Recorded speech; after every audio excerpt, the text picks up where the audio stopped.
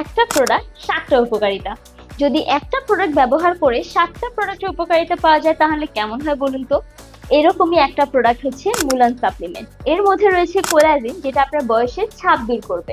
এই প্রোডাক্ট আপনার স্কিনটাকে ভেতর থেকে ফর্সা করতে সাহায্য করবে এবং আপনার স্কিনকে দিবে একটা পিঙ্কিশ গ্লো।